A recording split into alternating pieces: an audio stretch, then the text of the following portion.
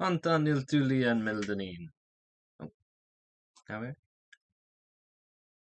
waiting for it to set up. Hi, Antan Iltulian Meldanin, and thank you once again for joining me. My name is Lord Aramil, and today we will be talking about dun dun dun the prophecy. And as was foretold, I have a kitty. Yes. So I am joined by the mighty Lucius, the gatekeeper. He who enjoys hiding in elbows. He's a shy boy, so you probably won't see much more than his head, and he'll probably just try to hide that too. But he's very comfy right now, as he is a white cat, and I'm wearing a black fuzzy sweater. So therefore, he is. Oh my god, fucking cute. That's what it is. Amazing. Oh, but yes, we will be talking about prophecy in Dungeons and Dragons. Yes. Now, this is a kind of a loose topic. Good morning, Claire. So prophecy can be a bit of a dangerous thing to include in your campaign. And I say dangerous because it can either really laser point focus a party for whatever you actually need them to do, or it can completely derail a campaign. Okay? Because prophecies, first off, prophecies have to be at least somewhat vague. Alright? There has to be an air of mystery as to what they mean. Otherwise, you're just telling the players what to do. So, firstly, the players could be way off on their interpretation. Sometimes reasonably. Other times you're just sitting behind the DM screen like, how the hell did you get that impression? And you might subtly nudge them one direction or another, but again, if you do that too much, you're just telling the players what to do. Alternatively, you might have some players who are extremely against the idea of prophecies, for good or for bad, whatever. They just do not like the idea that their fate is predetermined in a game, among other things, and will do their damnedest to make it so that prophecy cannot come to pass. Which is why, one reason more, is why I never include specific players in prophecies anymore. So let's say you have four players. The prophecy shouldn't state, the fighter, the rogue, the wizard, and the cleric. All right, because if one of those characters dies before the prophecy is complete, awkward, very awkward. Instead, say like the four winds blow together and a mighty tempest erupts. That's vague. Could be a reference to how these four characters work together and create some sort of great and powerful whatever it is. And that's good. It could be a reference to something else, though, which is the important part. Now, an individual character might get a prophecy, or a group might get a prophecy. And I'm very hesitant on the first one for the same reason of my last point is that character could die. And then it's kind of, well, oh shit. If the chosen one dies, what happens? Well, not great. But, alternatively, one thing that I have had luck with are kind of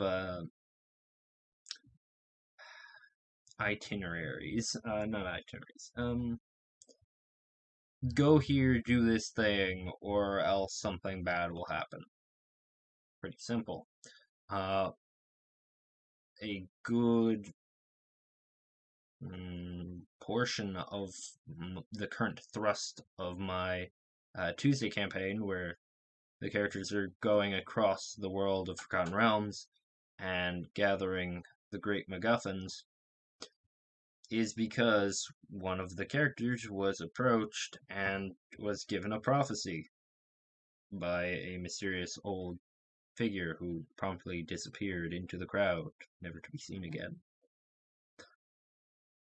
And it basically was, hey, the MacGuffins are here, here, here, and here.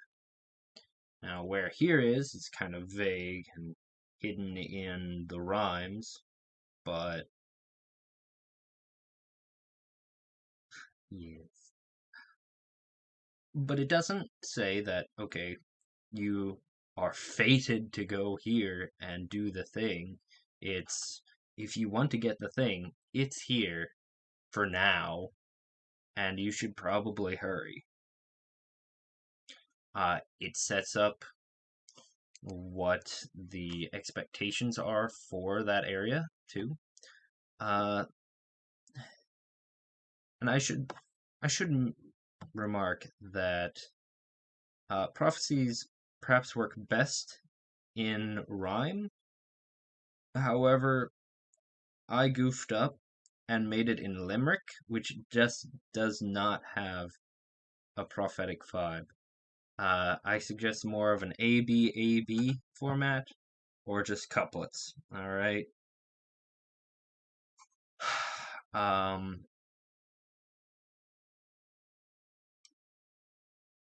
We'll go for oh, what? Did you not want to listen to some prophetic poetry? Is that it? It's okay. We'll go with this first one, the one that they're currently on. The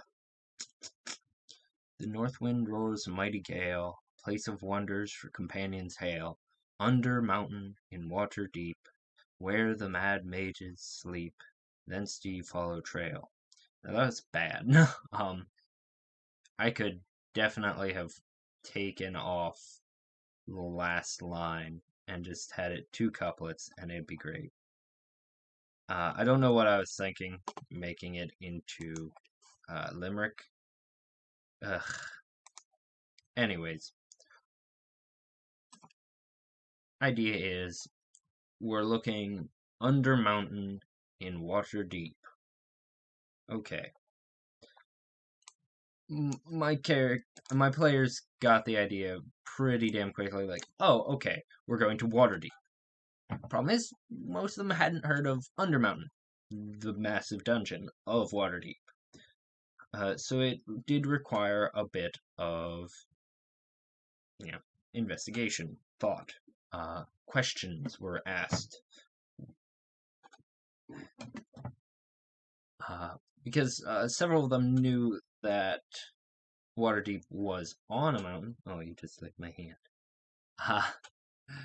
But they didn't know about the dungeon. It's fine.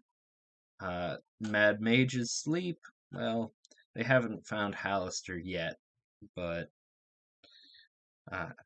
the idea is that where Hallister is where the MacGuffin is. Pretty simple. So, Place of Wonders. Yeah, it's a north wind, kind of cementing the idea of this is more or less in the northern areas, and a large metropolis is a place of wonders usually. So you get the idea.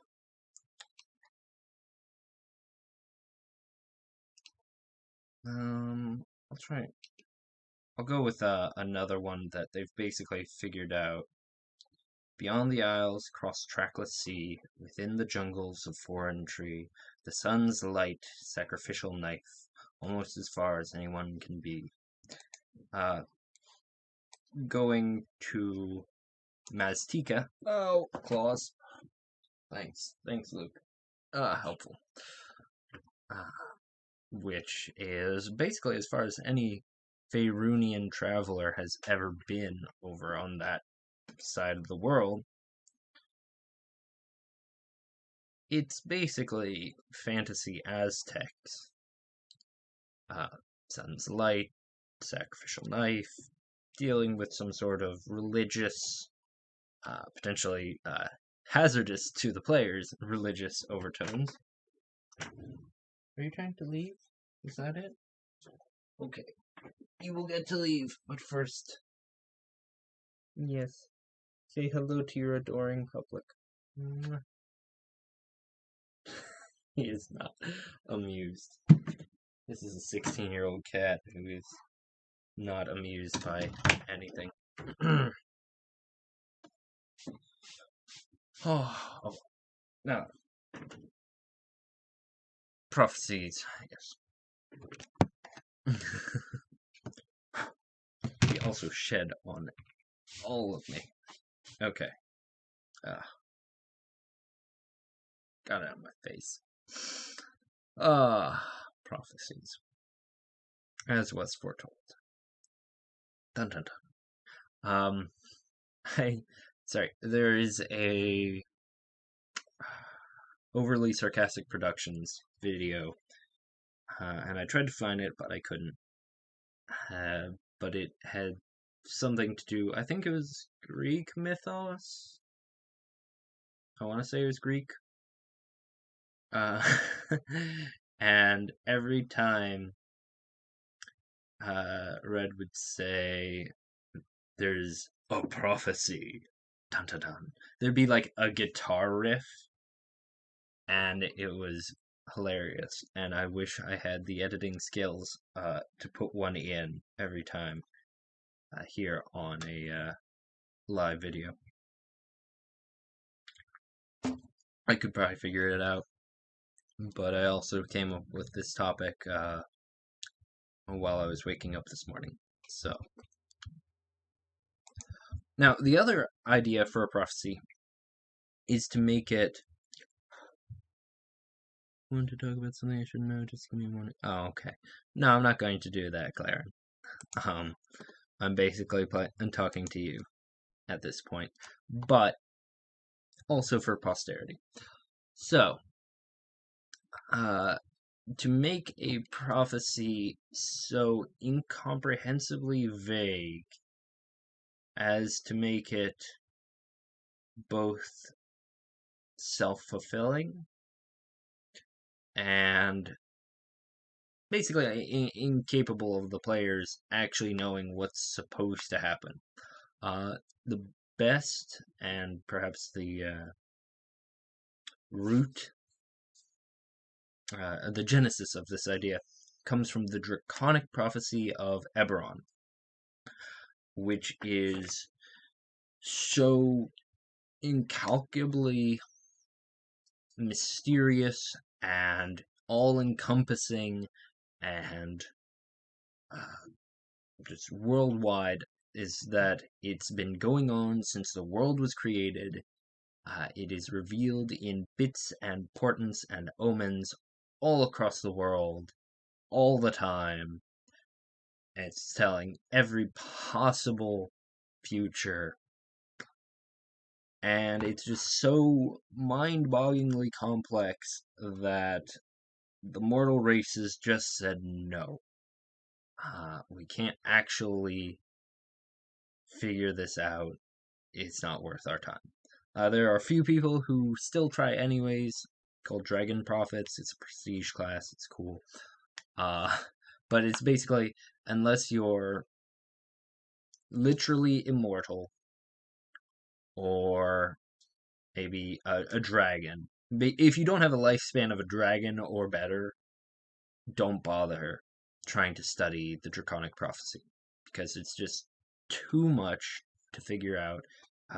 The learning the background necessary would probably take a human lifetime. Just it's too vast to actually come to not come to fruition, but it's just too much for the players to comprehend. It's too much for the DM to comprehend. That's why it's left very, very vague, which is kind of fun in its own way. Eberron has a few things that are left extremely vague uh, and up to the DM. Let's see. The the Draconic Prophecy is useful for uh, DMs because, especially at higher levels, I should point this out, that it helps, or it could help. You could get a Draconic patron. Whether or not you know it's a dragon is completely up to the DM, of course. But you could have a patron who knows the Draconic Prophecy. And actually, it could be a good idea, even for low-level adventurers, if there is a dragon who is studying the prophecy and notes that, okay, well, these few people will eventually become important, so if I help them along, I can uh, guide their path. Because if you're looking at the Draconic Prophecy, it's kind of like looking at a river delta. Okay, so you've got the prophecy up until now, and then it splits, and it keeps splitting. Okay. And if you want one specific thing to happen, you just have to nudge events into place so that it takes the path that you want. Okay. So the players could be in a power struggle and not even know it, which is also fun. Especially if you're playing a kind of long con for the campaign, they could have a couple different patrons who are completely at odds, but all of them want the players to succeed while succeeding in their own way. Okay, if you follow that. So the dragon might want the players to do a bunch of things and get to this point, all right? Whereas the demon, all right, might want them to end up at a different point. And it isn't always obvious which is which. The demon might have you do a lot of good things, but just end up somewhere else. Okay? Like you could receive nothing but good quests from this demon, but it just means that you're somewhere else when something terrible happens over here. Alright? That the demon actually wanted. Ooh. Similarly, the dragon or whatever, even if it's a good dragon, uh, might have you do something that you would perceive as at least very shady. Uh, and then it just turns out that because that shady thing happened, something really good happened. Or you are powerful enough to take on this great evil, or what. You get the idea, though. And this works best if by the end of the campaign, the player characters have been given enough information to put all the pieces together. That is the important part. Is they should get the idea at least halfway through that there's a bigger picture that they need to be putting these pieces together for. Otherwise, it's just kind of another D&D campaign that you have better planned out. Um, Honestly. So, and there can be a sense of gratification, say, during the epilogue of a campaign, where you're just talking to the players and said, and this is how it all fit together. And they'd be like, oh, that's so cool. Well done. Holy shit. I didn't see that coming. Did you see that coming? I didn't see that coming. Okay. And yeah, there can be a little bit of, ha ha ha, got y'all. But it's personally, I feel that it is so much better to watch them figure something out. And that's true for almost everything, I feel. Like, if you drop hints here and there, and then the players figure it out, holy shit. Those moments are so gratifying. And I'll just do a quick uh, story from my most recent session from this past Tuesday. Uh, it's not actually anything to do with prophecy, but it does tie into the idea of the player characters figuring out, holy shit, this is a thing that happened. And the DM doesn't actually have to tell them, which is very important. So, the players ran into a bunch of dwarves whilst exploring in Undermountain. Okay.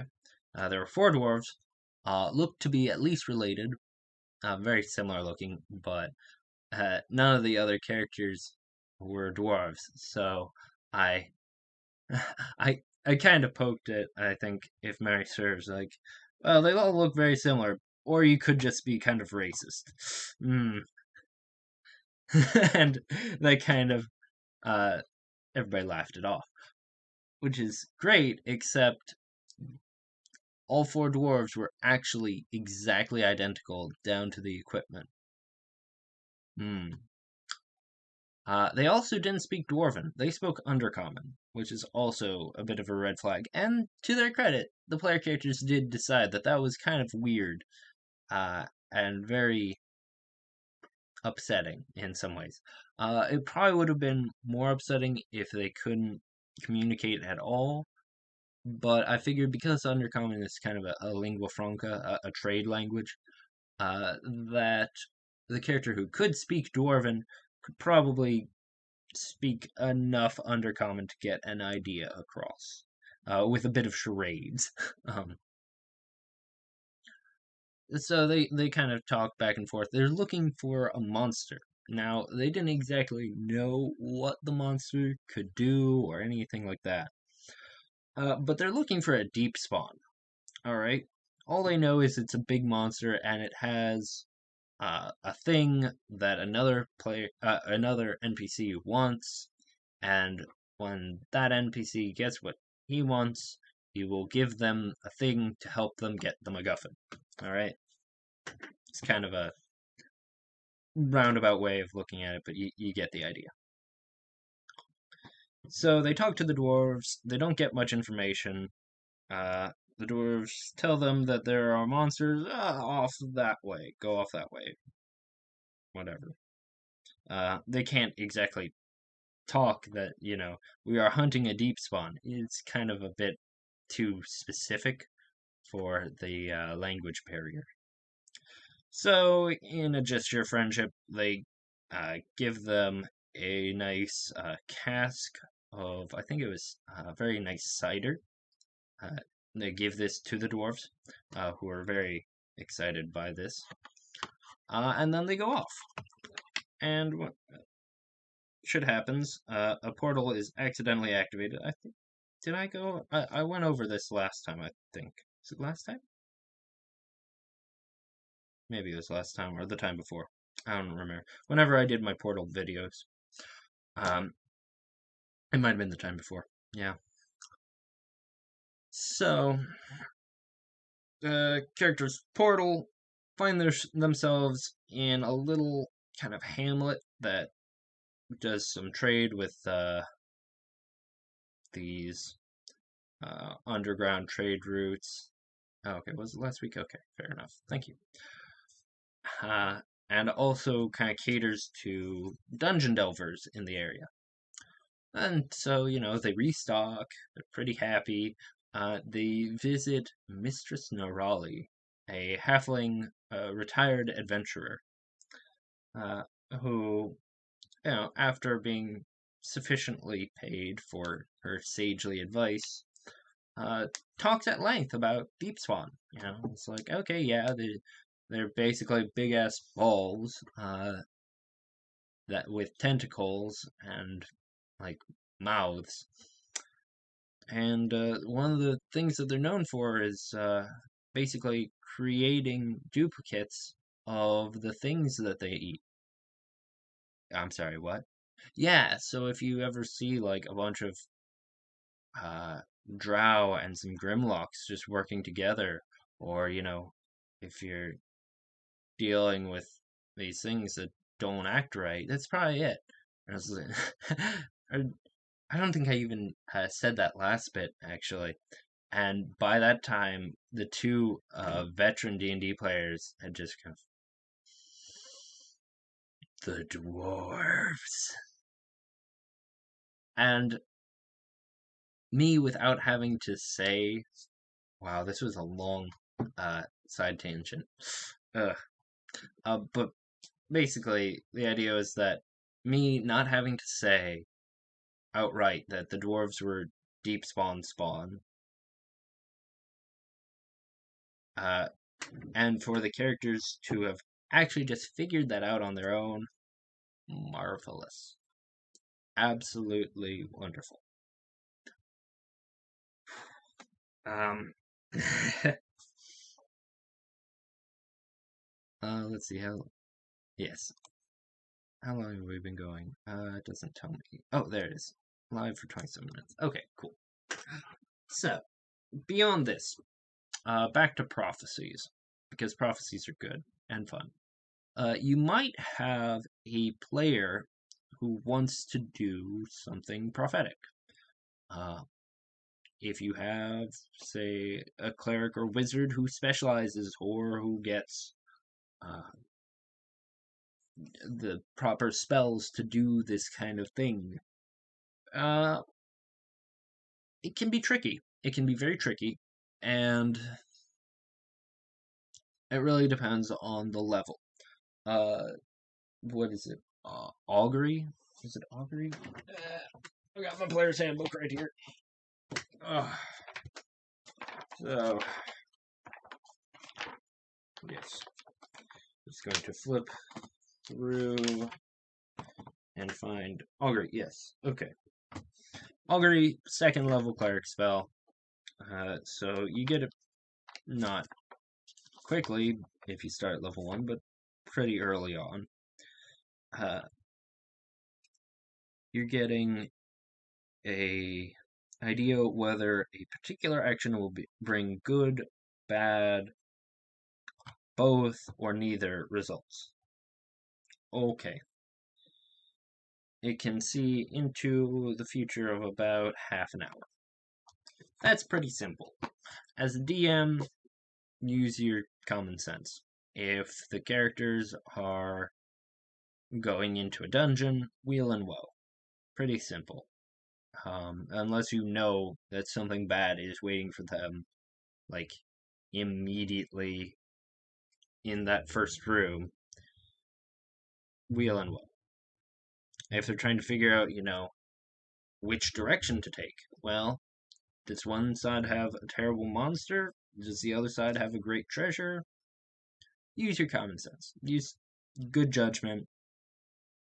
If you haven't prepared, this is a good time to make it up, I guess, really. Now, it gets more difficult the further into the future you're trying to look. Because, as a rule, player characters don't like to be railroaded and can just surprise you. This is why making a prophecy in D&D is significantly more difficult than a prophecy in just a work of fiction.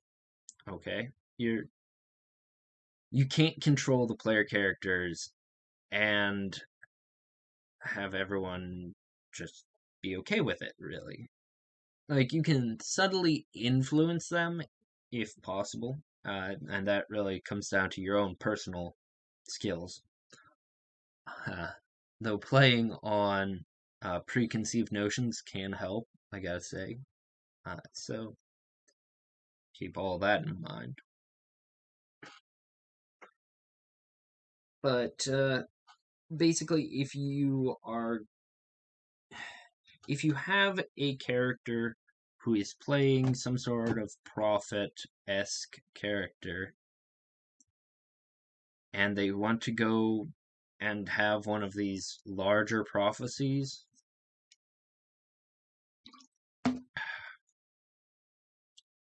these things will require um they require conversation, specifically in private. Honestly, if I had a player who said, "Hey, I want to play, this kind of character," I would tell them pretty much straight up. It's like, okay, but you're not coming up with your own prophecies. I'll be coming up with the prophecies, and all of these will require an intense amount of discussion between you and I between sessions. And maybe it'll maybe that first part is a little bit too controlling. But it should definitely be at least a cooperative effort between you and the player. If not, you just outright stating, like, okay, you will enter a prophetic state, and from there, you will basically receive this little note that I'm going to give you. And how you deal with that is up to you, of course, but here you go. So, it should also be noted that don't have multiple prophecies going at once. Honestly, that's a big thing right there. It's one thing if you have an overarching prophecy and like somebody casts augury, whatever, that's fine. But as soon as you have like 2 or 3 or 4 prophecies going, that's a recipe for disaster. No. If you can, I salute you. Your ability to plan around your characters is far greater than mine, but for anybody who's watching this video for tips and tricks, don't do it. No.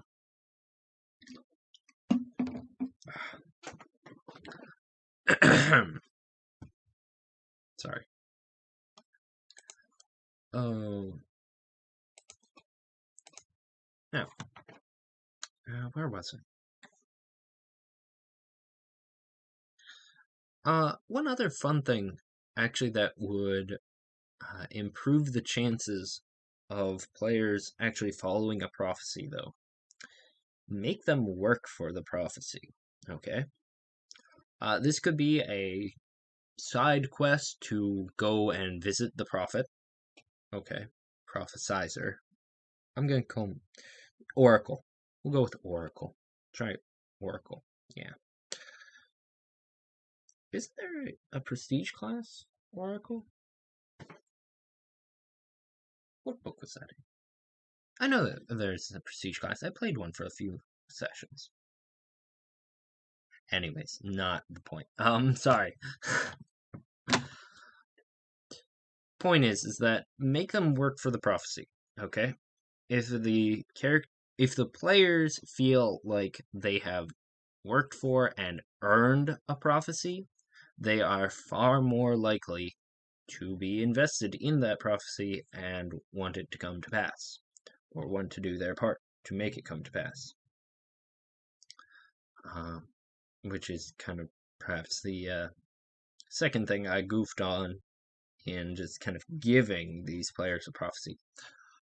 Alternatively, however, a well-timed prophecy can, in some cases, provide an important oomph, a motive force to a campaign, which is one thing that I did well in my campaign. While the prophecy itself is not great, and I kind of want to rewrite it, but I can't now, so I'll live. Just make sure that I will never do limerick prophecies again. Point is that it gave the characters something to go on. They could now figure like, okay, so we are here. The prophecy states that our goals are here, here, and here. Let's do it. And I didn't even really give them a you must first go to this one, and then go to this one, and then go to this one, and then go to this one, and then come back. Not really, no. I gave them, what, 4? 1, 2, 3. Oh, yeah.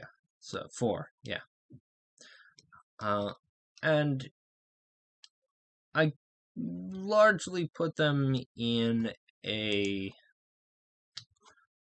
kind of a, you could go to here, and then there's one here, and then one here, and then one here, and you could basically get the idea of, okay, we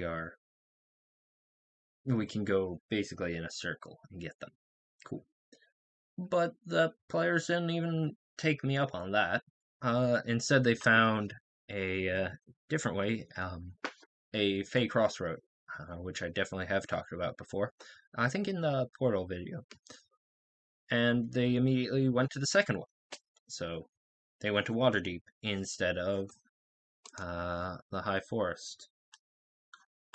And that's fine because now the characters are closing in on one of these great MacGuffins, and that does mean that maybe another party will get to the first shard first, before them.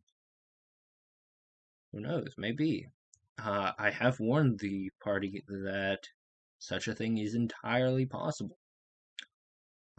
And how they deal with that is really going to be very interesting, and I'm looking forward to that. I'm not gonna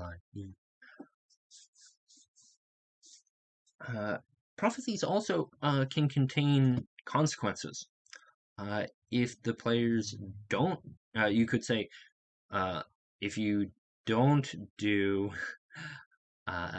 X, Y, or Z, then something bad will happen.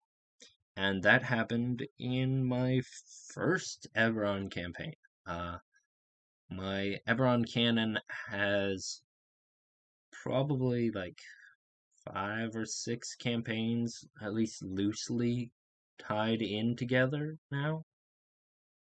So my Eberron canon is at this point like a generation and a half and so terribly screwed up from what is in published adventures that it's honestly a little ridiculous, but very funny. But back then it wasn't. It was all pretty standard, all as well. And the characters basically had, this nice little thing where each player's goals were roughly hinted at, and this is roughly how you'll achieve those goals. And one of the goals for my friend Uther was he wanted to figure out something for his dragon marked house, his dragon marked house Orient, which had long been trying to figure out a stable portal technique to get from one enclave to another infinite number of times. And I guess Everon just doesn't have many portals, unlike Forgotten Realms. So he would have to basically his was to get a portal. You have to go to this semi-mythical city, as well as this other continent where they have a different type of magic, psionics. And the psionics would provide this kind of power source, and the mythical city had the know-how to make the portals. But if you don't wipe out, this enemy group, bad things will happen. Well, problem is that they didn't wipe out that enemy group. So, and it really didn't come to bite them in the ass originally. Definitely not during the campaign, but during the epilogue and between the two campaigns, that enemy group basically staged a bunch of terrorist attacks using this portal network, and let in an enemy army into several major cities, caused whole loads of damage and death, and pretty much put the continent on the back foot, which the entire next campaign practically centered around fixing that. And this was just because, like, hey, you didn't listen, you didn't get that taken care of, so punishment. Which is perhaps not fair because um, I almost started with a completely new party, I want to say. Uh, at least half the party was different. I do believe at least half the party was different. Something like that. I know that Uther played again. Uther was part of the next campaign, so I guess he was a bit punished for that. But whatever, you get the idea. Uh, yeah. So prophecies can contain weal and woe, like Augury says, and you can definitely have some stick with the carrot. Oh, but I've been talking for about 45 minutes, and I think that that will really wrap it up. So, prophecies, long story short, they can be very good, very bad. Uh, they can definitely be interesting. Use them sparingly, be vague, or be quick. But with that all said and done, Hantan Yotulien Meldnin, and I will see you next time. Farewell.